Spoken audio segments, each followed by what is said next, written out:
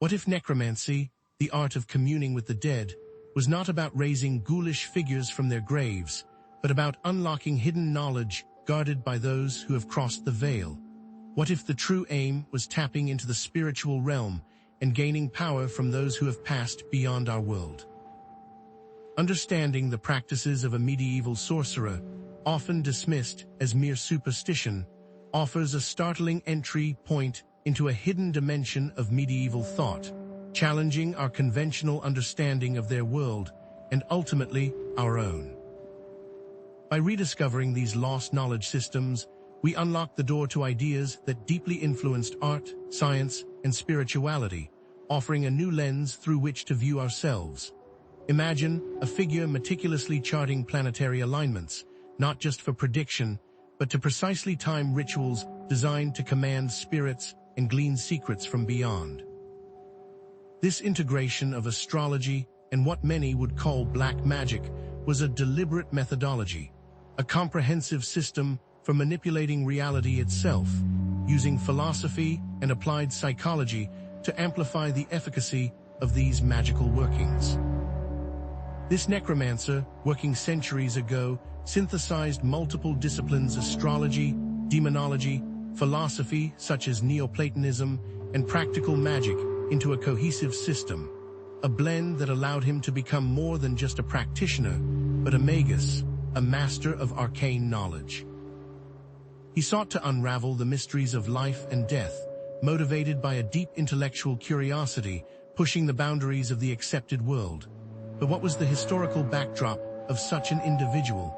During the medieval period, the Church condemned necromancy and astrology as heresy, pacts with the devil, threatening both spiritual and social order. And yet astrology, despite its condemnation, held a peculiar position in medieval society, even within the Church itself. It was consulted for everything from medicine and agriculture to weather forecasting and political decision-making. This created a complex, often contradictory environment for our sorcerer. What were the risks he undertook in the pursuit of forbidden knowledge? Understanding the methods and worldview of this first necromancer challenges the perceived boundary between the spiritual and material, prompting questions about the nature of reality itself. Were the results he achieved merely tricks of the mind, psychological manipulation designed to influence himself and others? Or did his practices tap into something far more profound, something that modern science has yet to fully comprehend? Could necromancy, at its core, reveal insights into the very nature of consciousness and the potential for human transformation? Consider the stark contrast between our modern scientific materialism and the sorcerer's presumed animistic worldview, where spirits and unseen forces permeated every aspect of existence.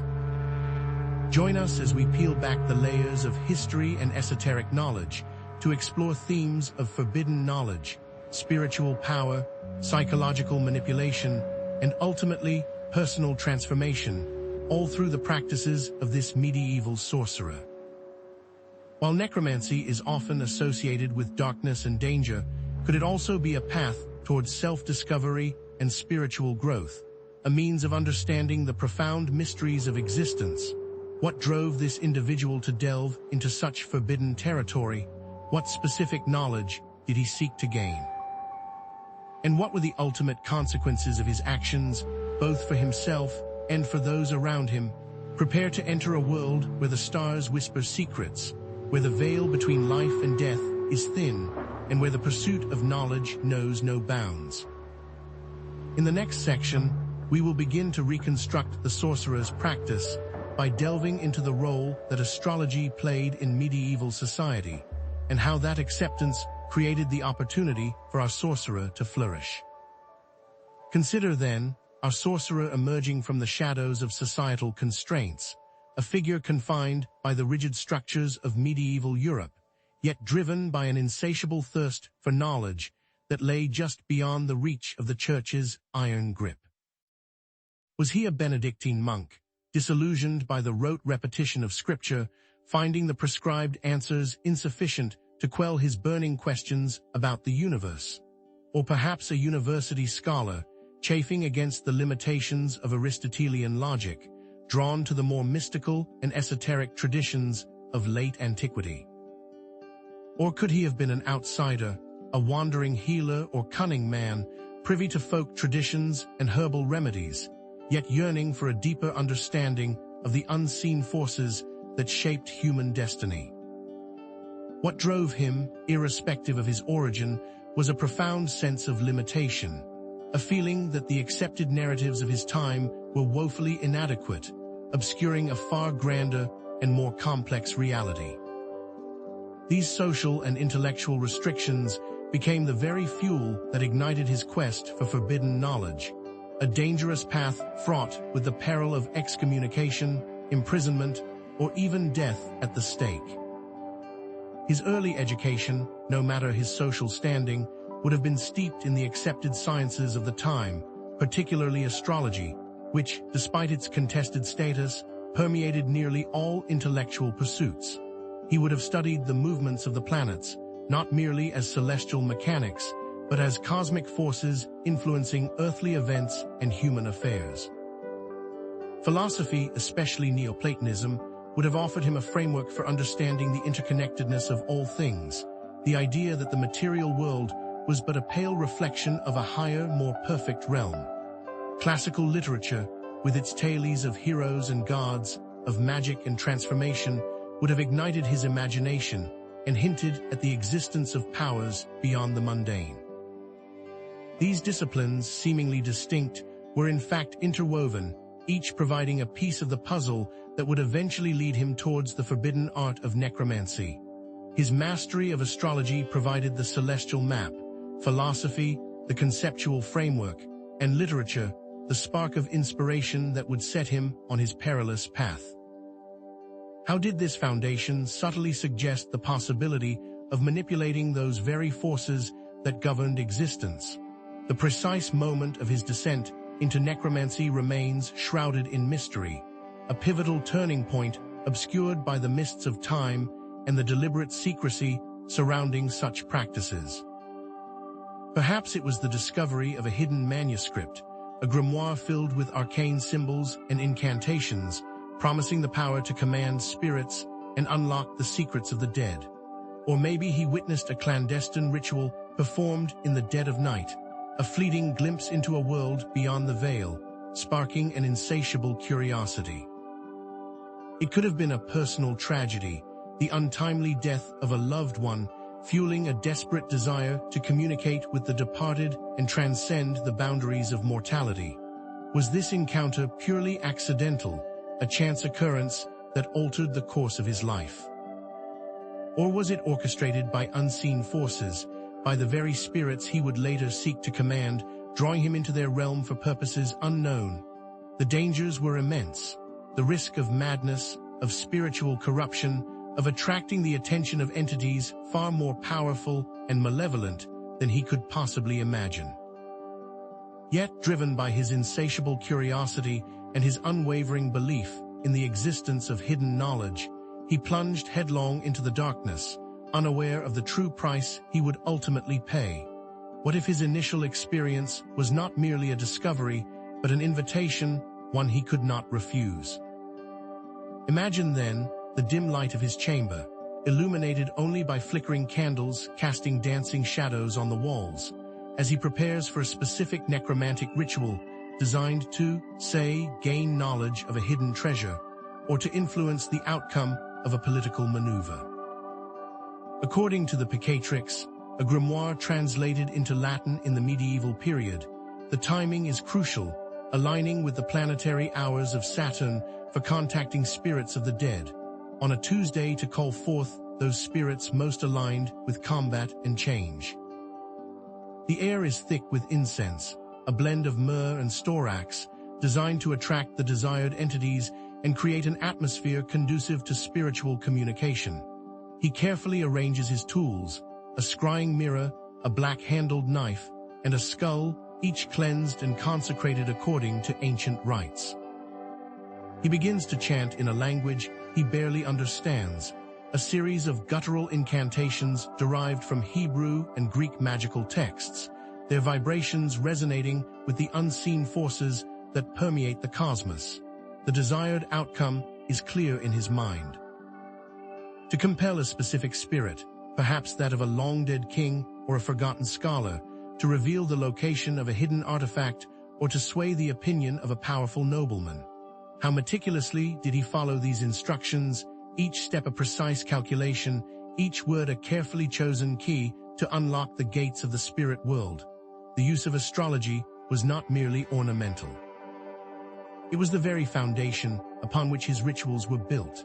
He would have consulted elaborate astrological charts, meticulously calculated to determine the precise moment when the celestial influences were most favorable for his desired outcome. The planetary hours, a system dividing each day and night into 12 segments ruled by a different planet, played a crucial role in his timing. For example, if he sought to communicate with a spirit associated with Mars, the god of war, he would have performed his ritual during the hour of Mars on a Tuesday, the day also ruled by that planet. Likewise, lunar cycles would have dictated the ebb and flow of his magical workings, with certain rituals performed during the waxing moon to increase their power, and others during the waning moon to banish unwanted influences.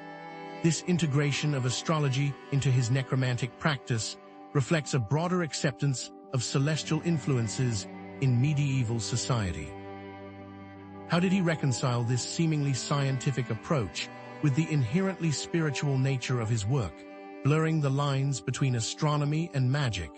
Did this blending of disciplines legitimize his pursuit or further condemn him in the eyes of the Church? Each element of the ritual, from the tools he employed to the incantations he chanted, was imbued with profound symbolism, reflecting a deeper understanding of the interconnectedness of the cosmos and the nature of reality itself. The skull, for example, was not merely a macabre prop, but a potent symbol of death, transformation, and ancestor veneration, a tangible reminder of the spirit world he sought to engage. The incantations, derived from ancient languages and magical formulas, were not simply words, but vibrational keys designed to resonate with specific spirits or energies, unlocking their power and compelling them to his will. The gestures he performed, the sigils he traced in the air, were all carefully choreographed, each movement designed to focus his intention and channel the cosmic forces at his command. The question remains, how did the inherent symbolism amplify the ritual's effects, acting as a psychological trigger and a conduit to unseen realms? Underpinning all of this lay a complex web of philosophical and spiritual beliefs, drawing heavily from Neoplatonism, Hermeticism, and possibly even the fringes of Kabbalah filtered through available texts. He likely viewed the cosmos not as a collection of inert matter, but as a living, interconnected whole, permeated by a universal consciousness and influenced by planetary forces and a hierarchy of spirits. The Hermetic principle of as above, so below would have resonated deeply with him, suggesting that the earthly realm was a mirror of the celestial, and that by understanding the movements of the planets, he could gain insight into the workings of human affairs. This worldview, while at odds with the dominant Christian theology of the time, provided a framework for understanding and manipulating the unseen forces that shaped reality, transforming necromancy from a mere act of divination into a form of applied cosmology. To what extent did these philosophical underpinnings serve as a justification for his forbidden practices, a way of reconciling his pursuit of knowledge with his own spiritual beliefs? Consider how his views might align with modern scientific concepts, centuries ahead of their formal articulation. The Hermetic principle of as above, so below finds an echo in the interconnectedness observed in quantum physics, where particles are entangled regardless of distance, mirroring the medieval belief in cosmic interconnectedness. Information theory, which posits that information is a fundamental aspect of reality, might provide a lens through which to view the sorcerer's attempts to extract knowledge from the spiritual realm.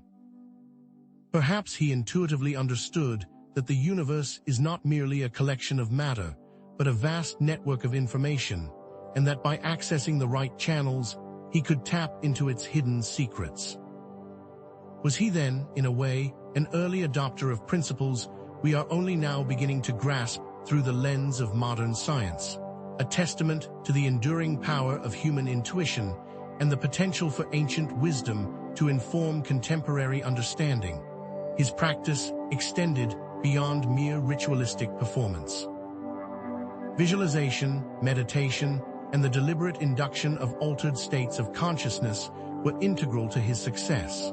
Through disciplined meditation, he would have stilled his mind, quieting the incessant chatter of the ego and opening himself to the subtle whispers of the spirit world.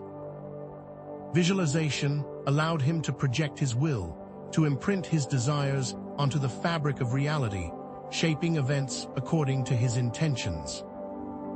By entering altered states of consciousness through fasting, sensory deprivation, or the use of psychoactive substances, he would have blurred the boundaries between the physical and spiritual realms, facilitating communication with spirits and accessing hidden knowledge. What if these psychological techniques amplified his power, allowing him to manipulate reality in ways that defied conventional explanation? How did he navigate the fine line between spiritual insight and psychological delusion, ensuring that he remained grounded in reality while exploring the depths of the unseen? These seemingly esoteric practices find surprising parallels in modern psychology. The sorcerer's rituals and incantations may have acted as a form of self-hypnosis, allowing him to access deeper levels of his subconscious mind and influence his own beliefs and perceptions. The power of suggestion, a well-documented phenomenon in psychology, could explain how his belief in the efficacy of his rituals contributed to their success. The placebo effect, where a person's belief in a treatment can produce a tangible physical or psychological benefit, might shed light on how his patients or followers experienced the effects of his magic. It's conceivable that the magic he wielded was rooted in a deep understanding of human psychology, an intuitive grasp of the power of the mind to shape reality. In this way, the first necromancer was not merely a conjurer of spirits, but a master manipulator of the human psyche, blurring the lines between the supernatural and the psychological. This realization is central to empowering ourselves today. We'll discuss how in the next segment. As our sorcerer delved deeper into the mysteries of the cosmos, his understanding of astrology transcended the rudimentary knowledge shared by his contemporaries.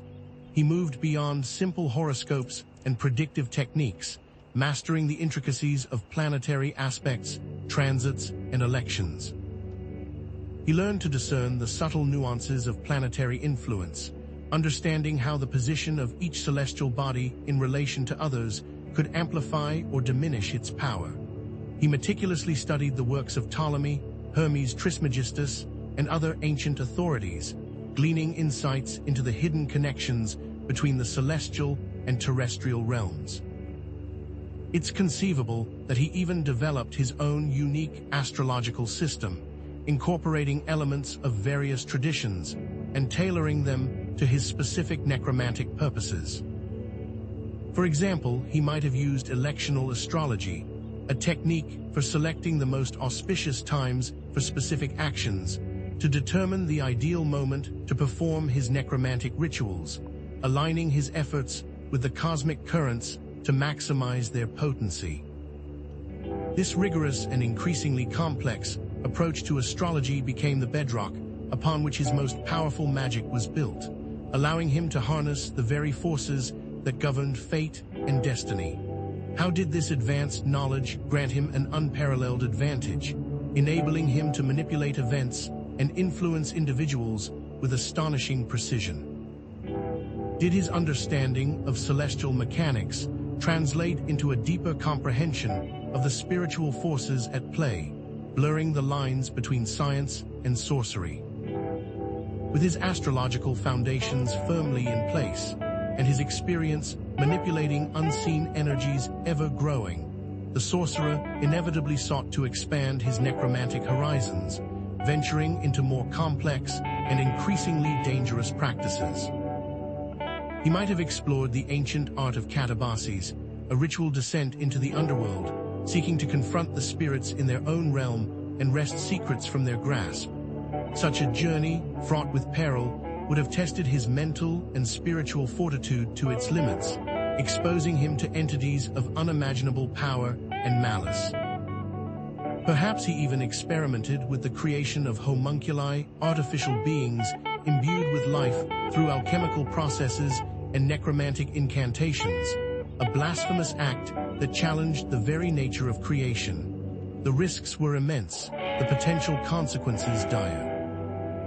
A single misstep could unleash forces beyond his control, leading to madness, spiritual corruption, or even physical destruction. Yet, driven by his insatiable thirst for knowledge and his unwavering belief in his own abilities, he pressed onward, heedless of the dangers that lay ahead. Was the pursuit of forbidden knowledge worth such peril? Did the potential rewards outweigh the inevitable risks, or was he simply blinded by his own ambition, setting himself on a path of irreversible decline? And what if there were unseen forces pushing him forward, preying on his ambition and guiding him toward a preordained doom? As the sorcerer grew in power, the types of spirits he sought to contact became increasingly diverse and arguably dangerous. Initially, he may have focused on communicating with the departed souls of relatives or respected ancestors, seeking guidance and wisdom from those who had passed beyond the veil. But as his confidence grew and his ambitions expanded, he began to reach out to other entities, demons, and the shadowy denizens of the lower realms, beings whose motives were far less benign. These interactions would have been fraught with peril, requiring elaborate rituals of protection and control to prevent the spirits from turning against him. He might have experimented with various methods of inducing altered states of consciousness, using psychoactive substances or elaborate sensory deprivation techniques to weaken the veil between worlds and facilitate communication. But such practices came with a steep price, blurring the lines between reality and illusion and leaving him vulnerable to manipulation by malevolent entities. Did he truly understand the nature of the beings he was contacting, or was he merely projecting his own desires and fears onto the blank canvas of the spirit world? And what if some of these spirits were not what they seemed, disguising themselves as benevolent guides while harboring ulterior motives? Imagine now a second, more complex necromantic ritual, far more elaborate and audacious than his earlier attempts. This time, the goal is not merely to glean information or influence a minor event, but to exert control over a specific individual, to bend their fate to his will through a potent combination of astrological manipulation and spirit evocation. The ritual takes place on a remote hilltop, under the light of a waning moon, the air thick with the smell of rare herbs and exotic resins. He has painstakingly calculated the astrological chart of his intended target, identifying the precise planetary influences that govern their life and destiny. He has gathered a formidable array of ingredients: a lock of the target's hair, a piece of their clothing, and a personal item imbued with their energy. He has also prepared a series of sigils, each corresponding to a specific spirit or planetary force, meticulously drawn on parchment with inks made from crushed gemstones and powdered bones. As he begins the incantation, his voice rising in a crescendo of power, the air crackles with unseen energy. Multiple spirits are summoned, each bound to his will through ancient oaths and magical contracts. He commands them to weave their influence into the fabric of the target's life, subtly altering their thoughts, emotions, and actions, guiding them towards a predetermined outcome. He understands that the success of this ritual hinges on precision and attention to detail, as even a small mistake could have disastrous consequences, unleashing chaos and destruction upon himself and his intended target.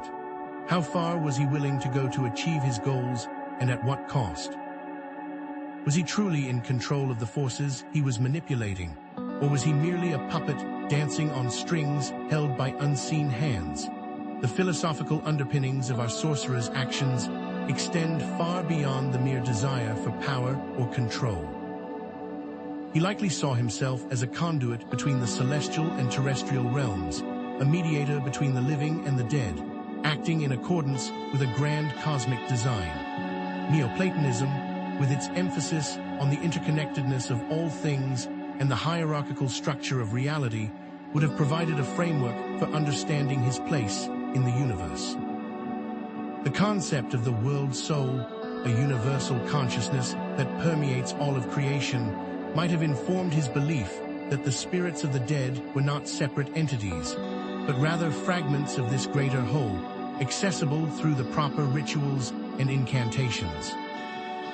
Hermeticism, with its emphasis on the power of the human mind to shape reality, would have reinforced his belief that he could manipulate the forces of nature through his will and intention. He was not simply dabbling in black magic, but actively engaging in a form of applied philosophy, seeking to unlock the secrets of the universe and harness its power for his own purposes. This quest finds a strange echo in modern scientific thinking, where quantum entanglement suggests a profound interconnectedness between particles, regardless of distance, hinting at a reality where the boundaries between the physical and spiritual may be more fluid than we currently understand. How did this convergence of philosophy and science influence his perception of the world, and how did it justify his increasingly dangerous and ethically questionable practices? The psychological dimensions of this second, more elaborate ritual are profound. The sorcerer, by delving so deeply into the unseen, risked losing himself within its labyrinthine depths. He may have sought to harness gnosis, that divine spark of intuition and direct knowing, to pierce the veil and commune with these entities. Yet, such intense experiences could have frayed the edges of his sanity, blurring the line between spiritual insight and psychological delusion. Those around him might have perceived him as increasingly unstable, his behavior erratic and unpredictable, his eyes burning with a feverish intensity. The isolation he faced, a consequence of his forbidden practices, would have further exacerbated his mental state, leaving him vulnerable to paranoia, self-doubt, and the manipulative influence of the very spirits he sought to control. The ritual itself may have acted as a form of intense self-therapy, forcing him to confront his deepest fears and desires, but also potentially unleashing repressed traumas and unresolved conflicts. Was he aware of the psychological toll his practices were taking, or was he so consumed by his quest for power that he failed to recognize the warning signs? How much of his magic was rooted in genuine spiritual insight, and how much was simply a manifestation of his own fractured psyche? Inevitably, the sorcerer faced ethical dilemmas and moral conflicts as a consequence of his growing power. Did he truly believe he was justified in manipulating spirits, in influencing the fate of others against their will? Did he ever question the morality of his actions, or did he simply dismiss such concerns as irrelevant in the face of his grand ambition? There may have been moments of profound doubt, instances where he was forced to confront the consequences of his actions, such as when a ritual went awry, causing unintended harm to an innocent bystander. Perhaps he struggled with the temptation to use his powers for personal gain, to amass wealth, or to exact revenge on his enemies. Did he wrestle with the knowledge that his actions were condemned by the church, that he risked eternal damnation for pursuing forbidden knowledge? And what if his initial intentions had been noble, driven by a genuine desire to help others, but became twisted and corrupted by the seductive allure of power? Was he ultimately a force for good or evil, a savior or a destroyer, or simply a flawed human being caught in the crosscurrents of his own ambition and the unseen forces he sought to command? The techniques employed by our medieval sorcerer, though cloaked in the language of magic and the supernatural, bear a striking resemblance to modern methods of psychological manipulation used in marketing, propaganda, and even political campaigns. His use of carefully chosen symbols, evocative rhetoric, and appeals to emotion mirrors the strategies employed by advertisers to influence consumer behavior. The incantations he chanted, the rituals he performed, may have acted as a form of mass hypnosis, swaying the beliefs and perceptions of his followers. By tapping into the collective anxieties and desires of his audience, he could effectively control their thoughts and actions, shaping their reality according to his will. And in a world rife with misinformation and superstition, his ability to present himself as a knowledgeable and powerful figure would have further amplified his influence. Did he understand the psychological principles underlying his magic, or was he simply acting on intuition, unaware of the true power he wielded? Is this simply the application of psychological principles? The potential for abuse is significant regardless of historical context, so the question is less about how these things were done, but why. As the sorcerer's power grew, so did his isolation. The pursuit of forbidden knowledge inevitably led to estrangement from his family, friends, and community. Those who once admired him began to fear him, whispering behind his back and avoiding his gaze. He became a pariah, shunned and ostracized, his only companions the spirits he sought to command. His relentless pursuit of the unseen had cost him dearly, leaving him alone in a world he no longer understood. This isolation, in turn, made him even more vulnerable to manipulation by unseen forces. With no one to offer guidance or support, he became increasingly reliant on his own judgment, his perception clouded by paranoia and self-doubt. The spirits he sought to control may have preyed on his loneliness, whispering promises of power and companionship, further isolating him from the human world. Did he ever regret his choices, long for the comfort of human connection, or did he become so consumed by his quest that he no longer cared for the things he had left behind? Or worse, did he see his prior connections as tools, not valuing genuine human relationships? As our narrative draws closer to its inevitable conclusion, we are left to ponder the ultimate fate of our sorcerer, to speculate on the potential consequences of his actions. Did he succumb to madness, his mind shattered by the relentless assault of the spirit world? Did he meet a violent end, betrayed by his enemies or consumed by the very forces he sought to control?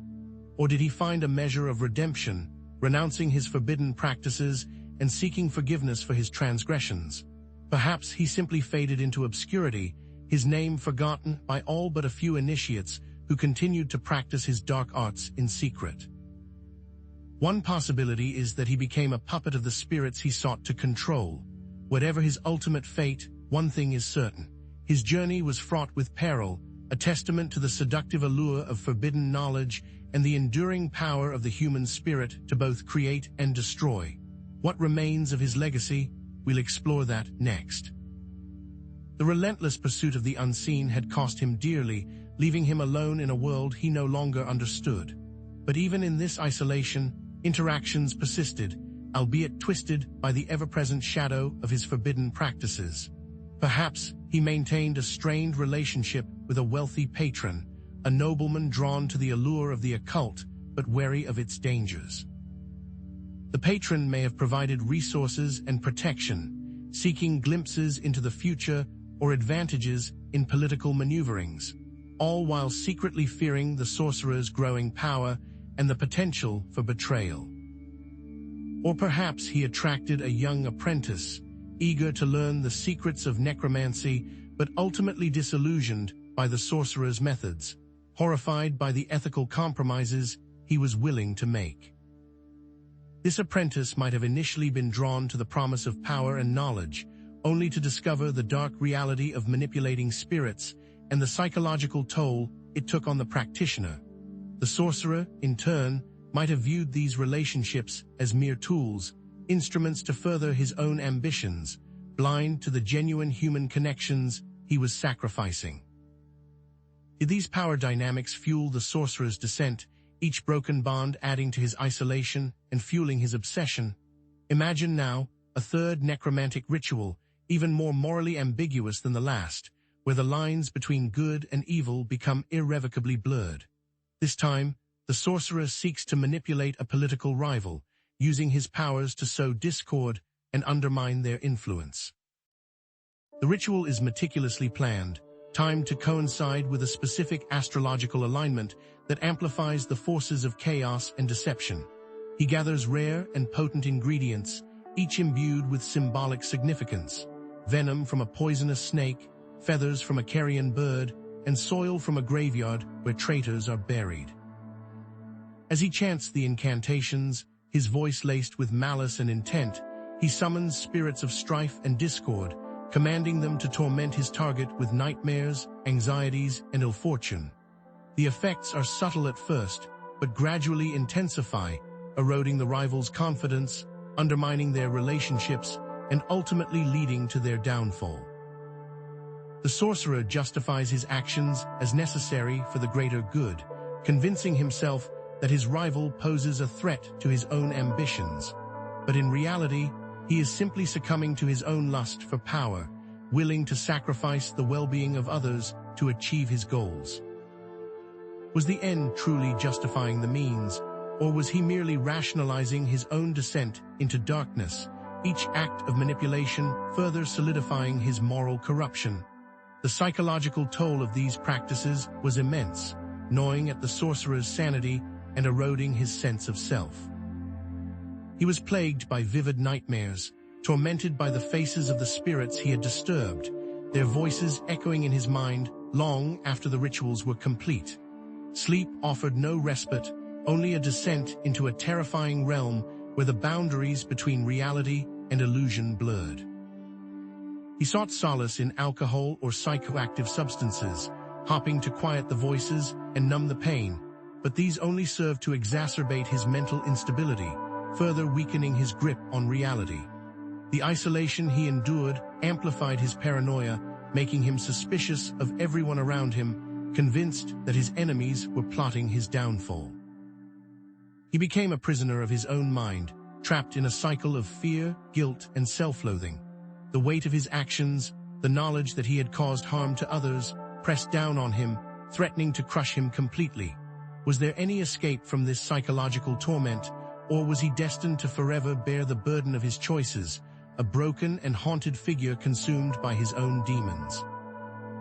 These experiences would likely have led to effects akin to modern PTSD. Driven by a creeping fear of his own mortality, the sorcerer's pursuits took a new, desperate turn, a growing obsession with immortality.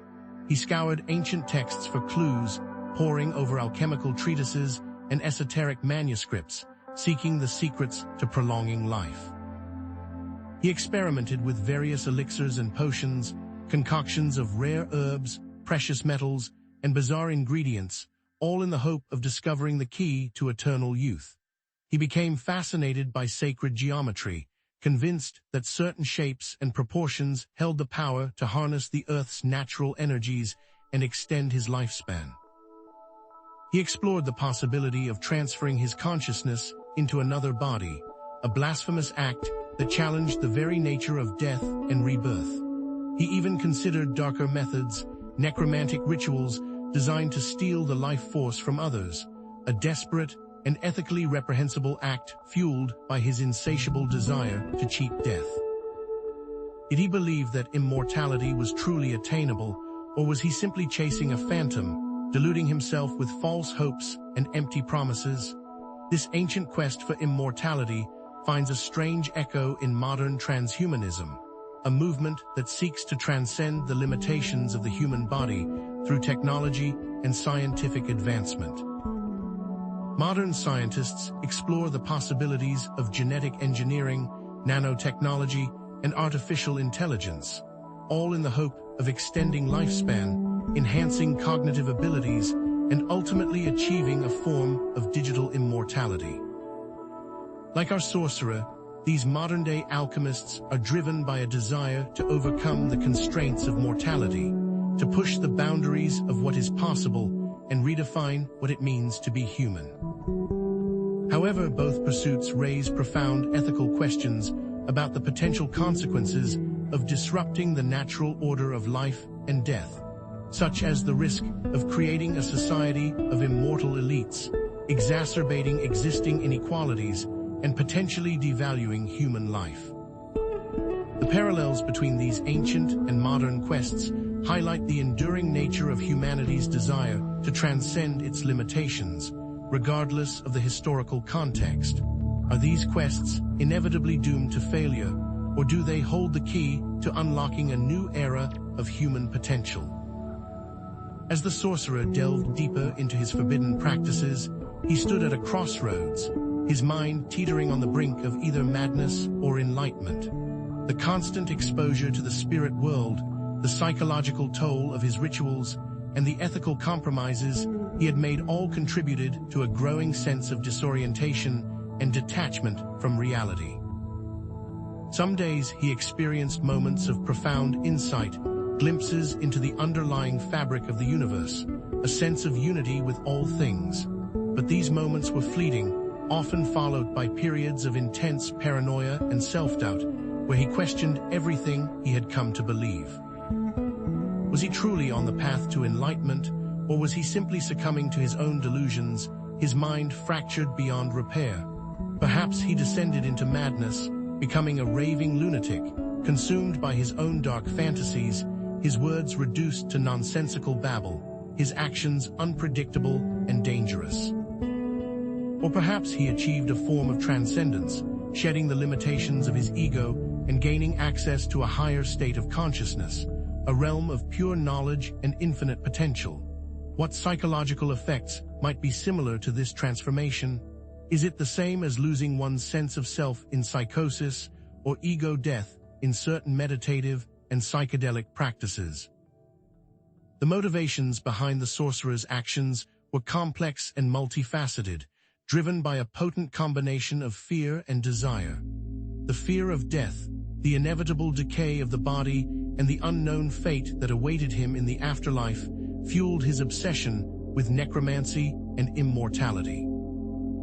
He sought to gain control over the spirit world, to unravel the mysteries of death, and perhaps even cheat it altogether. But his actions were also driven by a deep-seated desire for power, the longing to control his own destiny and exert his will over others. He sought to manipulate the forces of nature, to command spirits, and to shape reality according to his own desires. This is where we see some Freudian undertones in these choices, such as his deep-seated desires reflecting in his decisions. These inner states were locked in a constant struggle, fear pulling him back towards caution and self-preservation, while desire pushed him forward towards ever greater risks and ambitions. This interplay between fear and desire mirrors, in a distorted way, the dynamics of modern consumerism. Modern society is bombarded with messages designed to exploit our deepest fears and desires, creating a perpetual cycle of wanting and acquiring. Advertisements prey on our insecurities, promising happiness, success, and social acceptance through the purchase of material goods. We are driven by a desire to fill a void within ourselves, seeking external validation and fleeting satisfaction rather than true fulfillment. This is commonly seen in behaviors such as retail therapy and other consumption patterns that seek to address some underlying emotional need. The sorcerer, in his pursuit of power and immortality, was similarly driven by a desire to overcome his own limitations, to fill a perceived lack within himself. He sought to find lasting happiness in a realm where there can be no lasting peace. Both the sorcerer and the modern consumer are ultimately seeking something that cannot be found in the external world, a sense of inner peace, contentment, and self-worth that can only come from within. As our story draws to a close, the fate of our sorcerer remains shrouded in mystery. Some say he was killed by his enemies, his body torn apart and scattered to the four winds, a warning to those who dared to dabble in forbidden knowledge. Others claim he was consumed by the spirits he sought to control, his soul forever trapped in the shadowy realm he had so recklessly explored. Still others believe he simply vanished into obscurity, his name erased from the annals of history, his existence reduced to a mere whisper in the wind. Perhaps he achieved a twisted form of immortality, his consciousness somehow transferred into another vessel, continuing his dark work in secret. a hidden puppet master pulling the strings of unsuspecting mortals. Or most audaciously, perhaps he transcended the need for a physical body altogether, becoming a disembodied entity, forever wandering the astral plane, a cautionary tale whispered among those who dare to tread the path of forbidden knowledge. The ambiguity surrounding his final act serves as a powerful reminder of the ultimate consequences of unchecked ambition and the enduring allure of the unknown. The themes and patterns that emerge from the sorcerer's life resonate even today, echoing in the actions of contemporary figures and movements. Consider Howard Hughes, the reclusive billionaire who isolated himself from the world, consumed by paranoia and a relentless pursuit of control, or modern political events where access to hidden knowledge is leveraged for personal gain. These modern examples, like our sorcerer, demonstrate the enduring human fascination with power, knowledge, and the manipulation of unseen forces. The sorcerer's story is a reminder that the pursuit of these things can lead to both great heights and devastating falls, and that the line between genius and madness, between enlightenment and destruction, is often thinner than we think. What lessons can we learn from his life, and how can we apply them to our own lives to navigate the complex and often treacherous landscape of the modern world? As whispers of the sorcerer's arcane abilities spread like wildfire, so too did his influence, attracting a peculiar mix of supplicants and adversaries. Local villagers, plagued by misfortune or seeking an edge against their neighbors, began to seek his aid, offering meager payments for blessings, curses, or divinations. A desperate farmer whose crops had failed might beg for a spell to ensure a bountiful harvest, while a scorned lover might seek a potion to win back their beloved or inflict misery upon their rival. But it wasn't just the common folk who sought his services. A shrewd merchant, eager to gain an advantage in trade, might discreetly request a charm to ward off competitors, or a nobleman embroiled in a bitter feud might employ the sorcerer to curse his enemies, seeking to undermine their power and influence. These requests fueled the sorcerer's ego, but also deepened his moral compromises, each transaction further entangling him in the murky web of power and manipulation.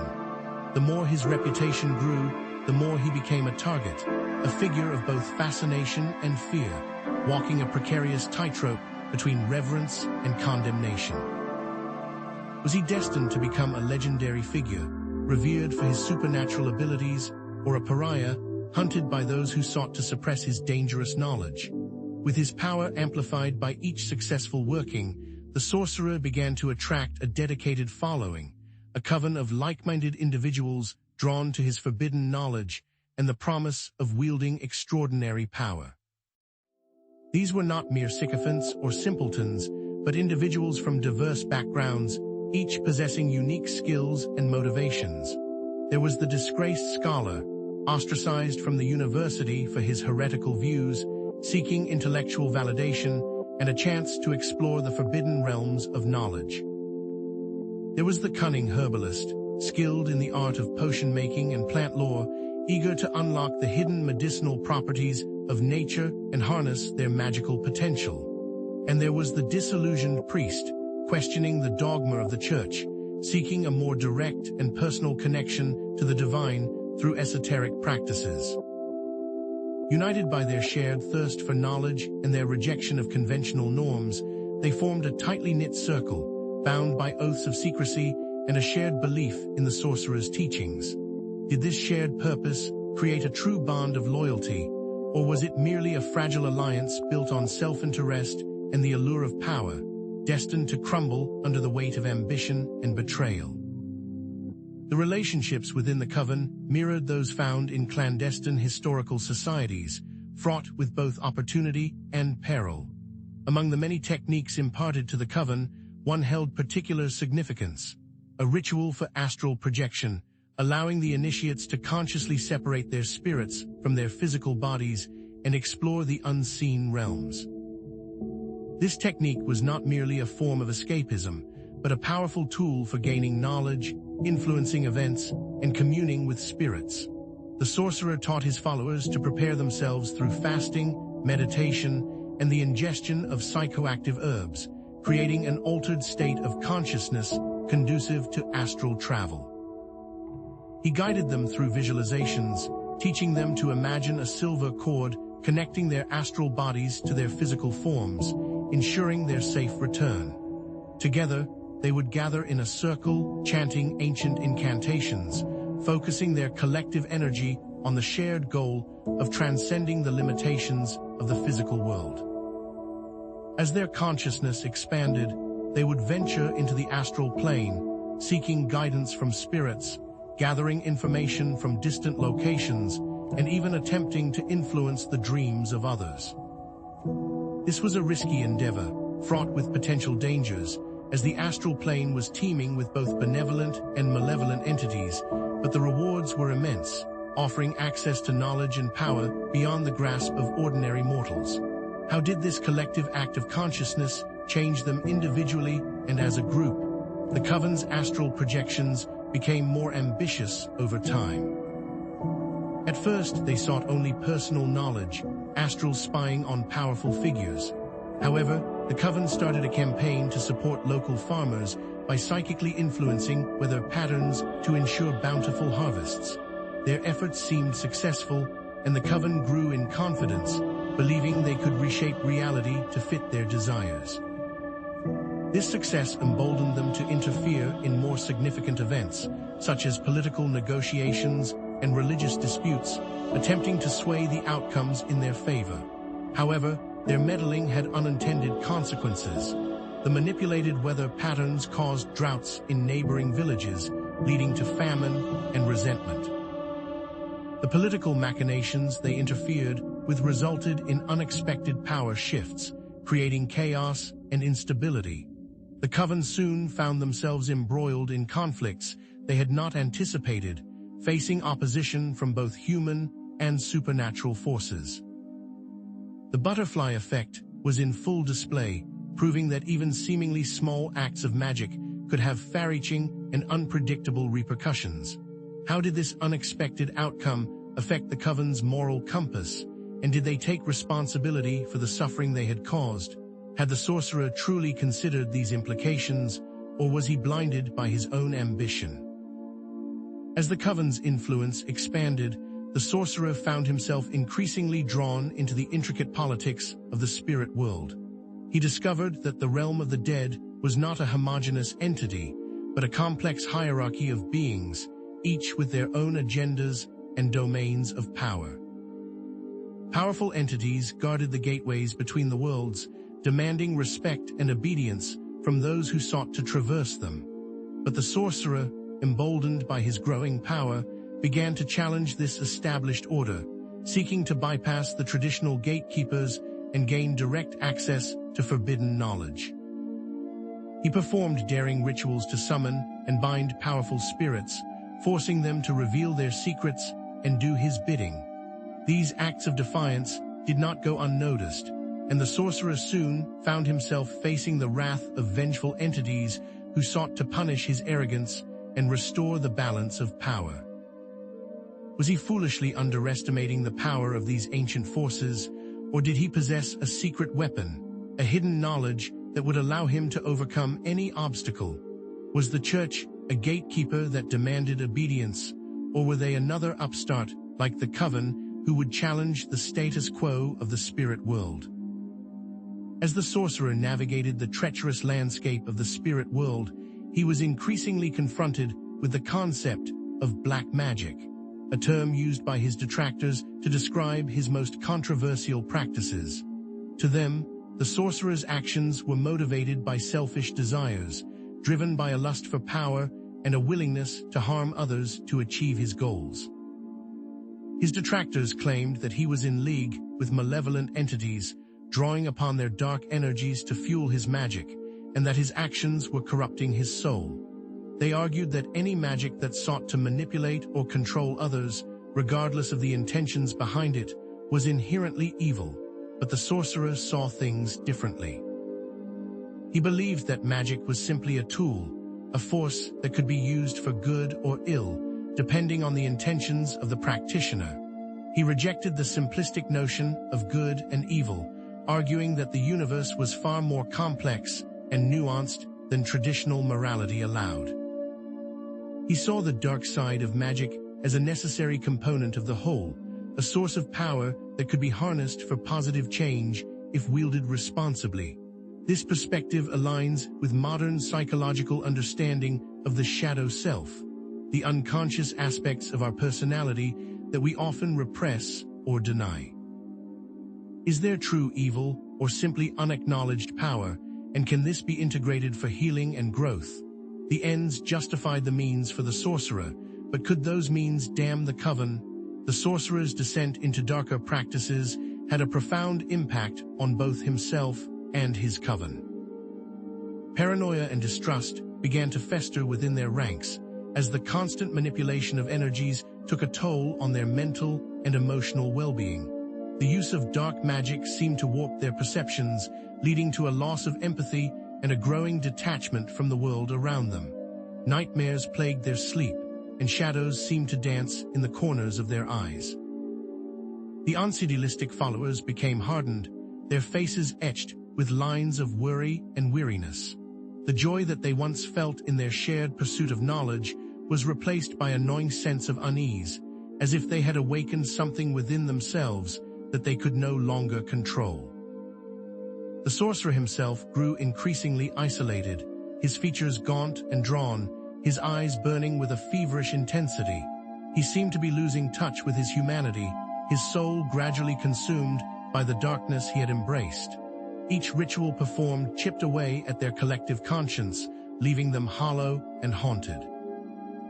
Were they aware of the path they were on, and were they willing to turn back before it was too late? In a final act of defiance, the coven decided to challenge the established religious order, a rebellion against what they saw as a force of oppression and control. They planned a daring ritual, timed to coincide with a rare astrological alignment, designed to undermine the church's authority and assert their own free will. The coven decided to destroy the holiest relic in the region, believing this act would break the psychological hold the church had on the population.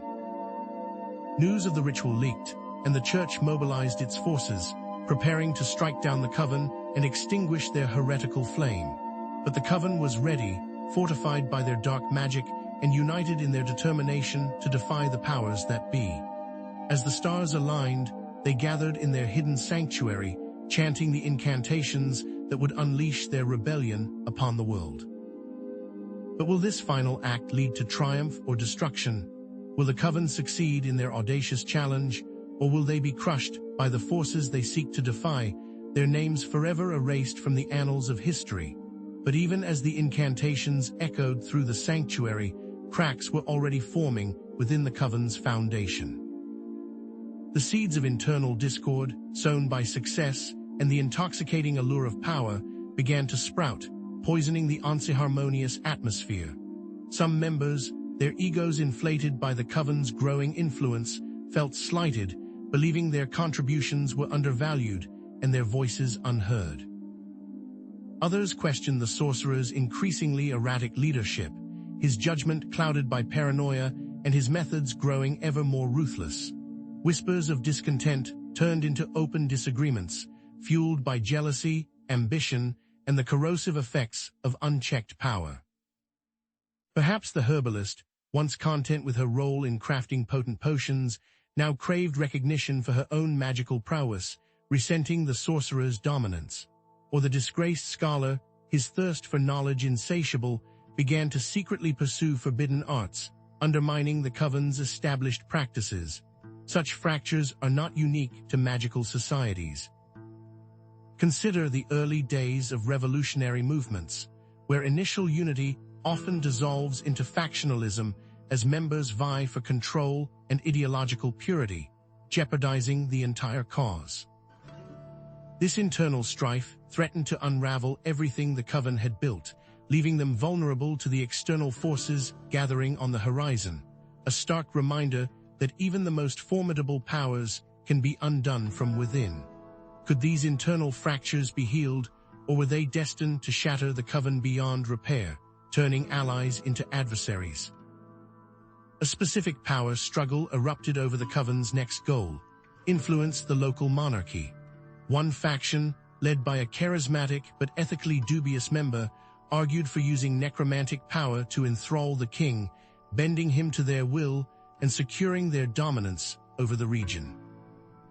They envisioned a new era of prosperity and influence for the coven, with the king as their puppet and the kingdom as their playground.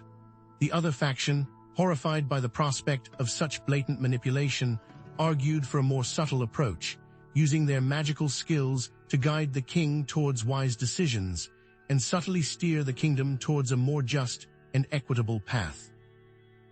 They believed that true power came not from domination, but from influence and persuasion, and that forcing the king's will would ultimately backfire, unleashing chaos and resentment. This disagreement escalated into a bitter feud, with accusations of treachery and moral bankruptcy flying between the two factions. The coven became a battleground for their conflicting ideologies, with members forced to choose sides, their loyalties tested, and their bonds strained to the breaking point.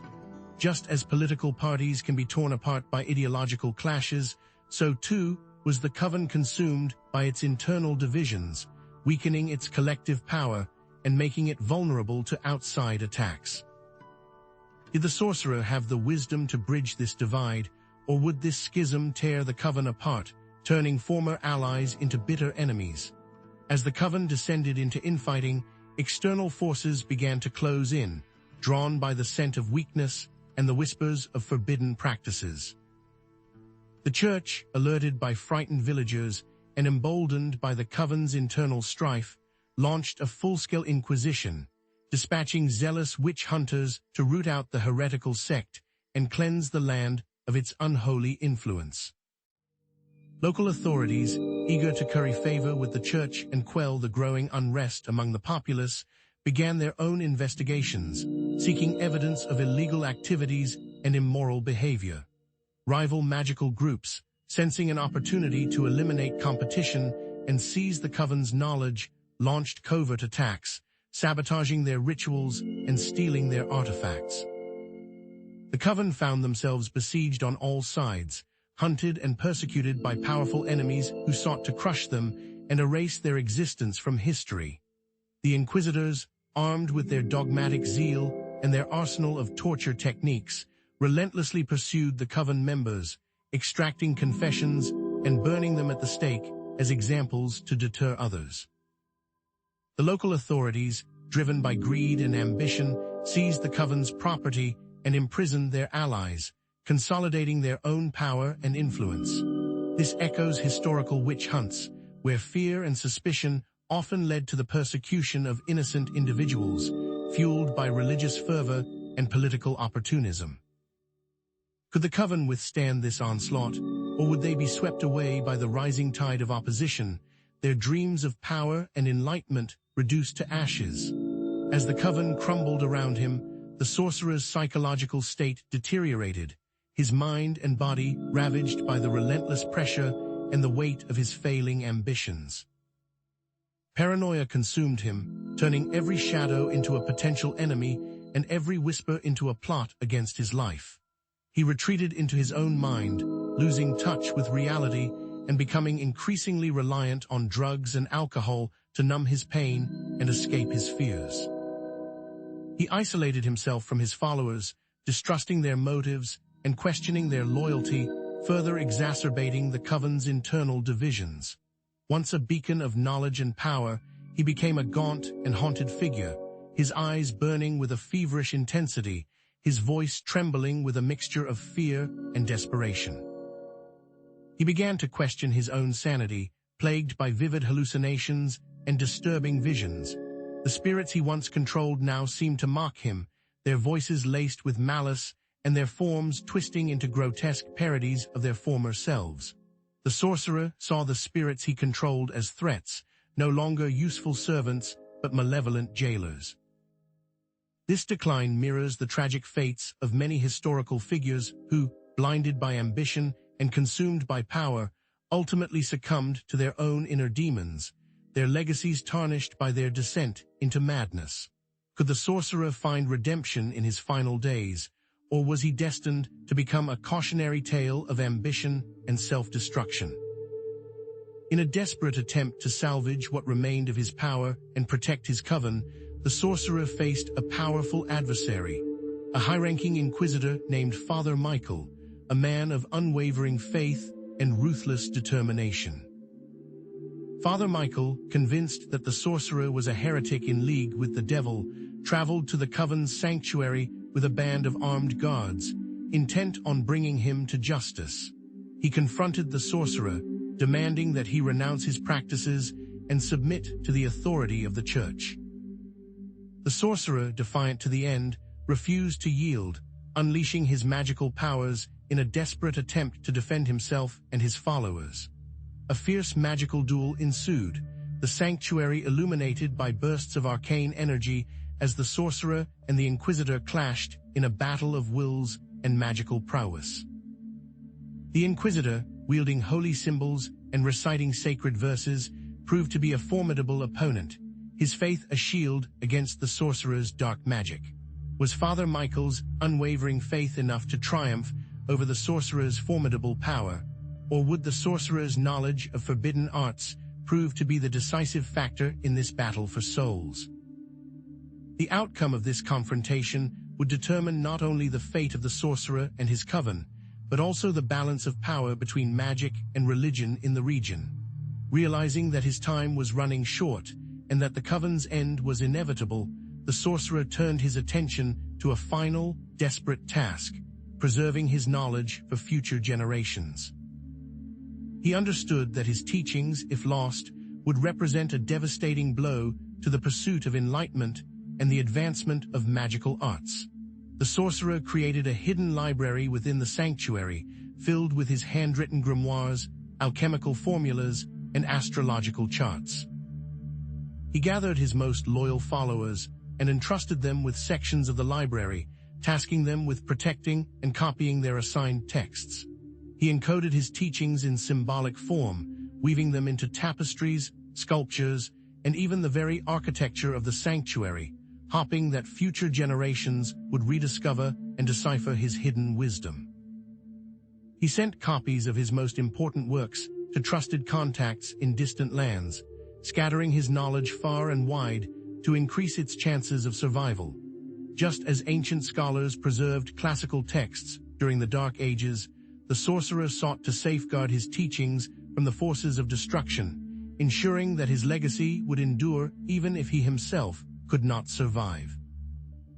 Was this a futile effort, or would his efforts bear fruit, allowing his knowledge to be rediscovered and carried on by future generations of seekers? The modern struggles of authors fighting copyright violations relates to his struggle. What methods can the sorcerer use to protect his work? The sorcerer did not leave detailed instructions, forcing future followers to study. Was the sorcerer trying to prevent his work from falling into the wrong hands? His work ethic was tested. He had limited time and a life's worth of experience to pass down. How much time should he allocate to each task?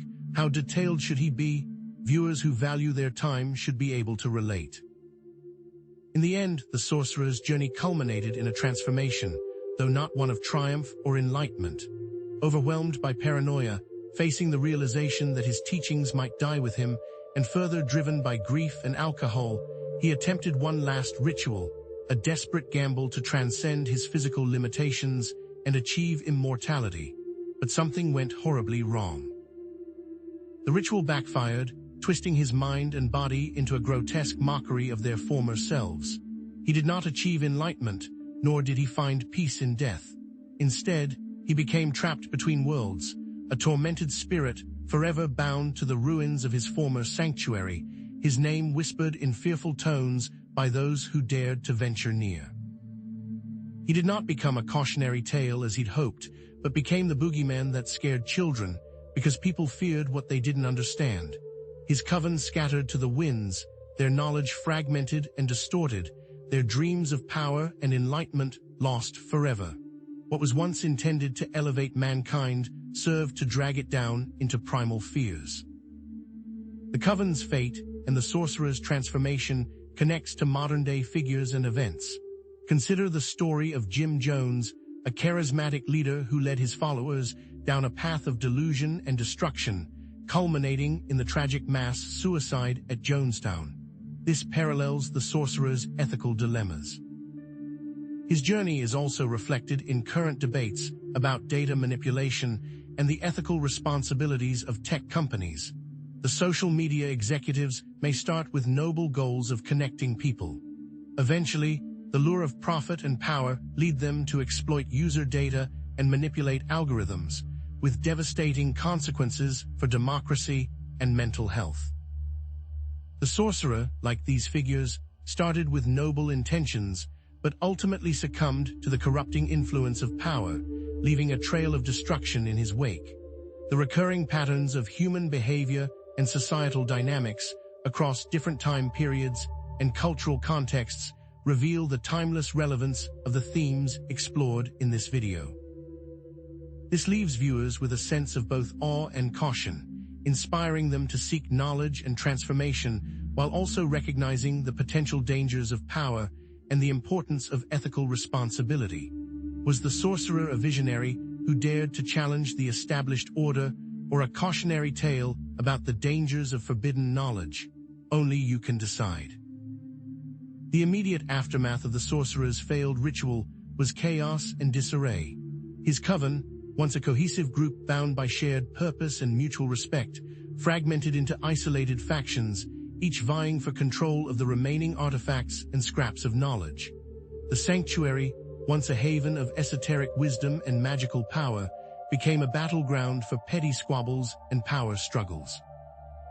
Some members, disillusioned by the sorcerer's tragic fate and fearful of the church's retribution, renounced their involvement in the occult and sought to reintegrate themselves into mainstream society, burying their past lives and hoping to escape detection. Others, driven by greed and ambition, sought to exploit the coven's downfall for their own personal gain, selling off valuable artifacts, betraying former allies to the authorities, and spreading misinformation to sow discord and confusion.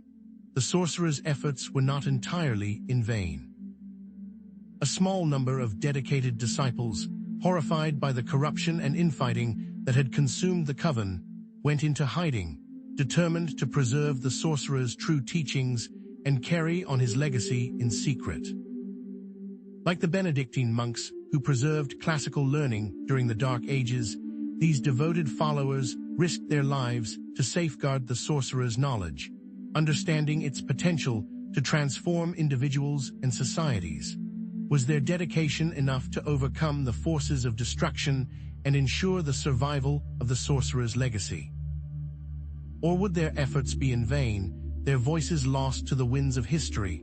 The sorcerer's legacy became a tapestry woven with threads of fear, fascination, and distortion, interpreted and reinterpreted by different groups throughout history to serve their own agendas. The Church, predictably, demonized him as a heretic and a servant of the devil, using his story as a cautionary tale to deter others from pursuing forbidden knowledge. He became a symbol of the dangers of pride, ambition, and the rejection of divine authority, his name invoked in sermons and inquisitorial trials as an example of the consequences of consorting with evil. But this portrayal was far from the whole truth. Among esoteric circles, the sorcerer was revered as a visionary and a master of hidden knowledge, his teachings studied and emulated by generations of occultists and magicians. They saw him as a pioneer who dared to challenge the limits of human understanding and explore the mysteries of the universe. His tragic fate a testament to the risks involved in pursuing such profound knowledge.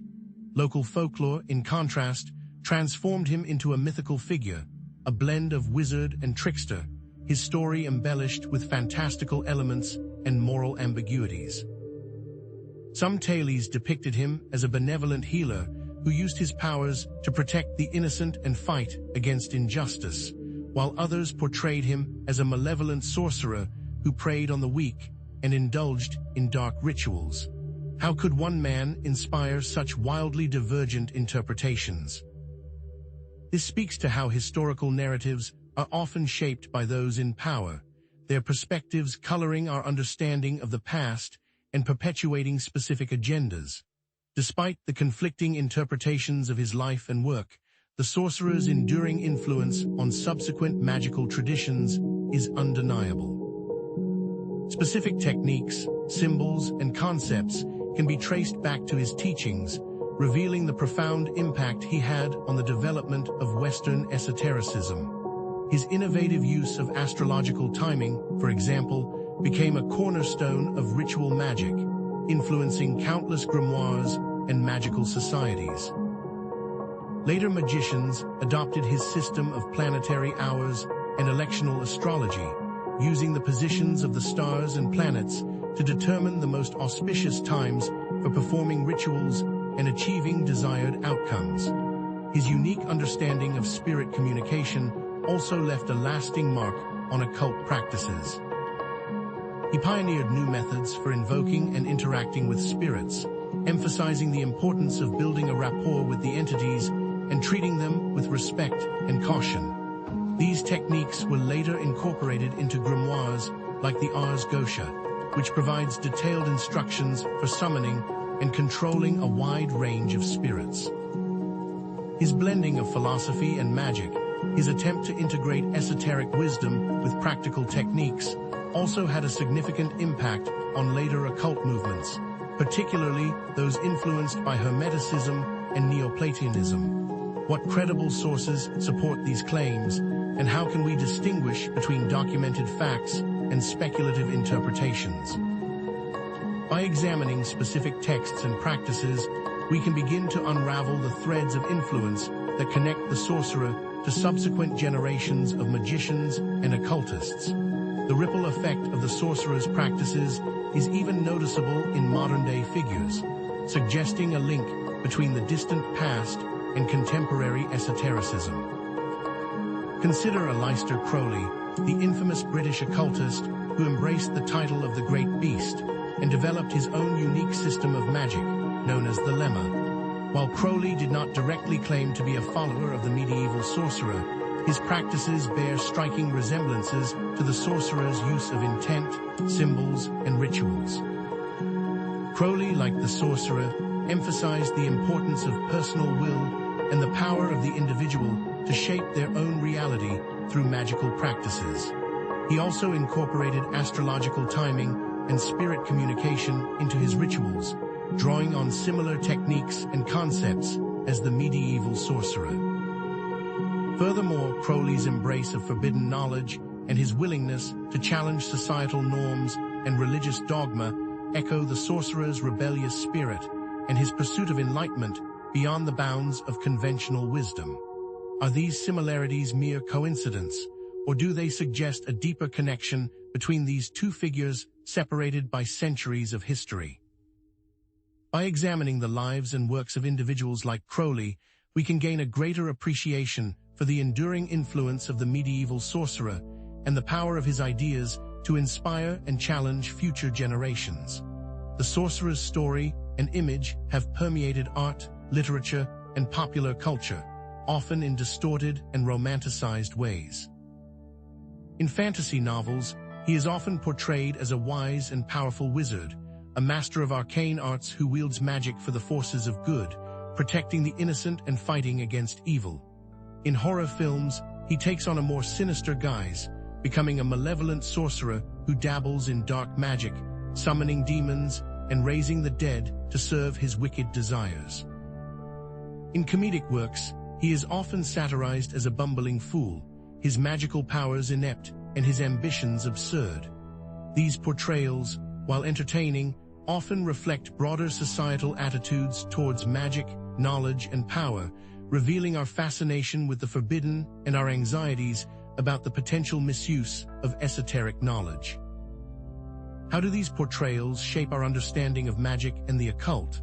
By analyzing the themes and messages emphasized in these depictions, we can gain a deeper insight into our own cultural biases and assumptions about the nature of reality and the limits of human potential. Has the sorcerer been romanticized, demonized, or satirized in ways that contradict or distort his original teachings. It is through this lens that the power of storytelling comes to light, and the impact media has on public perception is solidified. But is there still knowledge that is considered dangerous or taboo in today's society? While the medieval world may seem distant and different, the concept of forbidden knowledge persists, albeit in new and evolving forms. Consider the ethical implications of scientific research that pushes the boundaries of human understanding, such as genetic engineering, artificial intelligence, or advanced weaponry. These fields of inquiry hold immense potential for improving human lives, but they also raise profound ethical questions about the limits of scientific inquiry and the potential for unintended consequences. Or consider the challenges of investigating controversial topics like conspiracy theories, government secrets, or hidden histories. These areas of inquiry often involve challenging established narratives and questioning authority, which can lead to social stigma, professional repercussions, and even personal danger. Is the pursuit of forbidden knowledge inherently dangerous, or is it essential for human progress and enlightenment? Is it possible to navigate the ethical complexities of these areas of inquiry without succumbing to the temptations of power or the dangers of self-delusion? The answer might lay in our ability to ask questions. The sorcerer's quest for power echoes in contemporary issues of social control, highlighting the timeless relevance of themes like manipulation, influence, and domination. Social media companies, for example, now possess unprecedented power to shape public opinion and influence user behavior through algorithms and data analytics. Political leaders use propaganda, misinformation, and sophisticated psychological techniques to sway voters and consolidate their power. Corporations employ subtle forms of advertising and marketing to manipulate consumer desires and drive profits. These examples reveal how knowledge, technology, and psychological insights can be used to control and exploit others, raising troubling questions about the nature of power and the ethics of influence. Are there modern-day sorcerers who are using their knowledge and skills to control and exploit others? The answer, unfortunately, is likely yes, though their methods may be more subtle and sophisticated than those of their medieval predecessors. What steps can individuals take to protect themselves from manipulation and exploitation in an increasingly complex and interconnected world?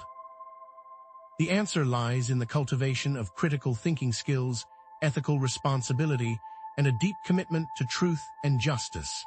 Individuals must develop their media literacy skills, learning to critically evaluate information from multiple sources and to recognize bias, propaganda, and misinformation.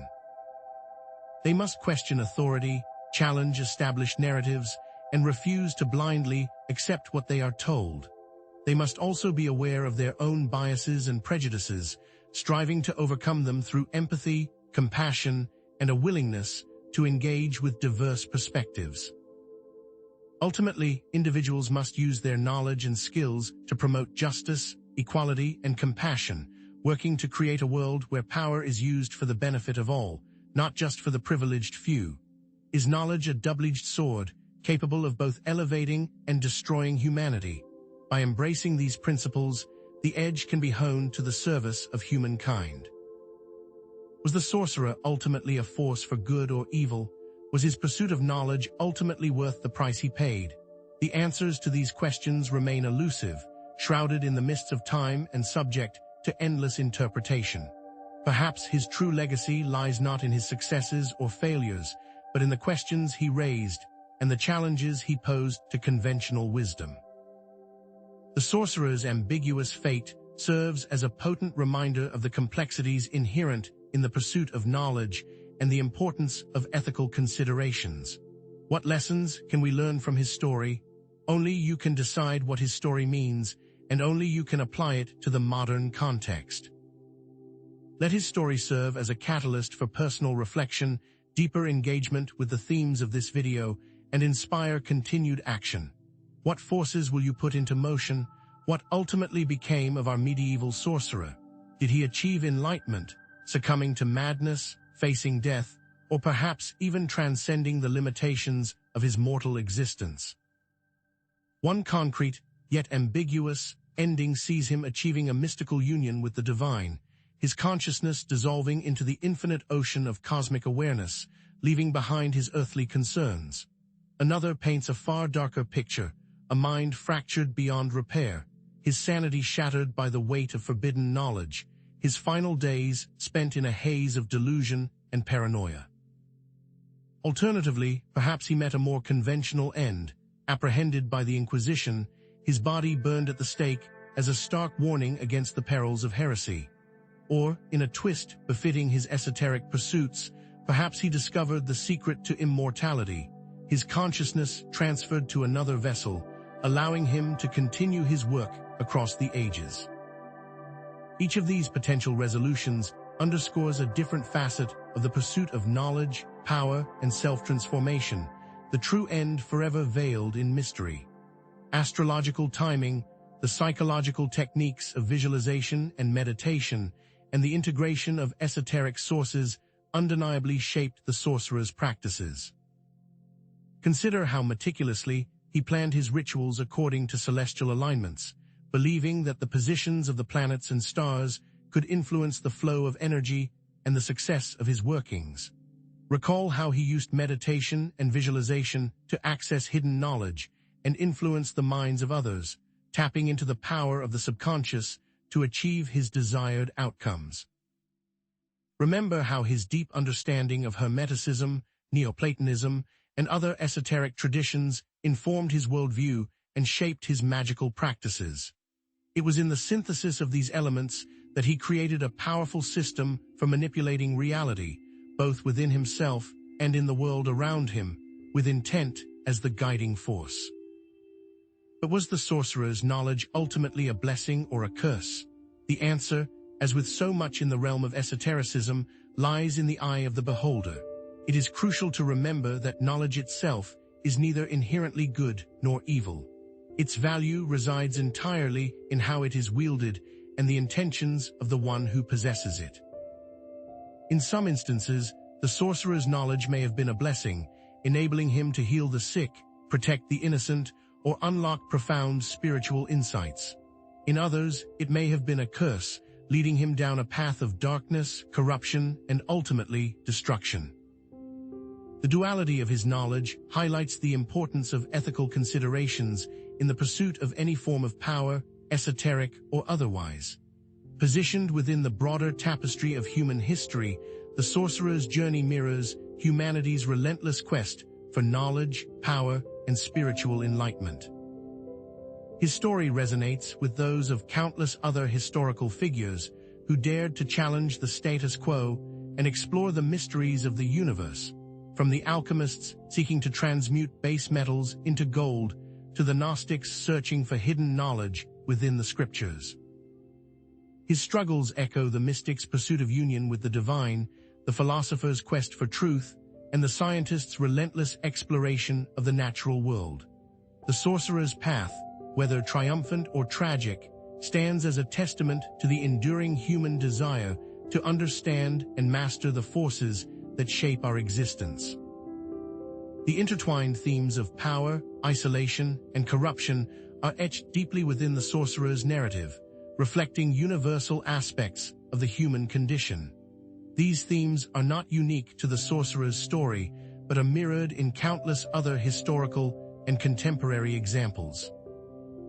Think of the corrupt politicians who abuse their power for personal gain, the lonely CEOs isolated by their wealth and status, or the power-hungry dictators who sacrifice the lives of millions to maintain their grip on control. Like the sorcerer, these figures often succumb to the temptations of power, leading to their own downfall and the suffering of those around them. The presence of isolation is particularly potent in the modern age, when social media can create mirages of connection that do little to ease the weight of loneliness.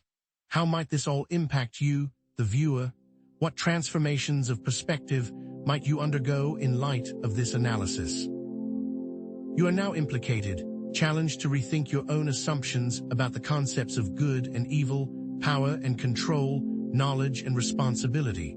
Question your own motivations and intentions. Reflect on the ethical implications of your own actions and the impact they have on the world around you. What will you do with your own knowledge and power? Will you use them to promote good, fight injustice, and create a more compassionate and sustainable world? The responsibility ultimately lies with each individual. Regardless of his ultimate fate, the sorcerer's legacy endures, a complex and multifaceted tapestry woven from threads of triumph and tragedy, wisdom and folly. His teachings continue to inspire and challenge seekers of wisdom centuries after his death. Whether viewed as a heretic, a visionary, or a cautionary tale, the sorcerer's story offers valuable insights into the human condition and the intricate relationship between knowledge, power, and responsibility. His life, teachings, and death are all potent reminders of the challenges of existence. Returning to the questions posed at the beginning of our exploration, we can now offer some semblance of an answer, though ambiguity and uncertainty remain. What motivated the sorcerer? A thirst for knowledge, a desire for power, and a yearning for spiritual enlightenment. What knowledge did he seek? The secrets of the universe, the mysteries of life and death, and the hidden forces that shape reality. What were the consequences of his actions? A complex web of triumphs and tragedies, leaving a lasting impact on subsequent magical traditions and shaping the course of history. The specifics will always remain a mystery, and perhaps that's for the best. Above all, the sorcerer's story serves as a potent reminder that each person has the power to choose their own path and to shape their own destiny.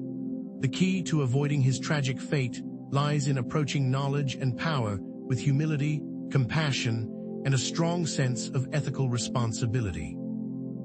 The choices you make, the intentions you set, and the actions you take will determine your ultimate fate, for better or for worse. Choose wisely, and remember that the power to create a better world lies within each and every one of us. The sorcerer's story opens doors to a host of new questions and possibilities. What other historical figures have explored similar paths, grappling with the temptations of power and the dangers of forbidden knowledge? How can we apply the lessons of the sorcerer's story to contemporary issues, such as the ethics of artificial intelligence, the challenges of political polarization, or the dangers of unchecked corporate power? Does the story of Oppenheimer, the father of the atomic bomb, mirror the themes of ethical responsibility explored in this video? I encourage you to delve deeper into the esoteric traditions, magical practices, and historical events that were mentioned throughout this exploration.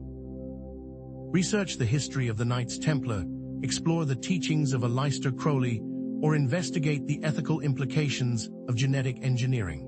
Share your own insights and perspectives in the comments below, discuss the video's themes with your friends and family, and connect with others who share your passion for knowledge, wisdom, and self-transformation.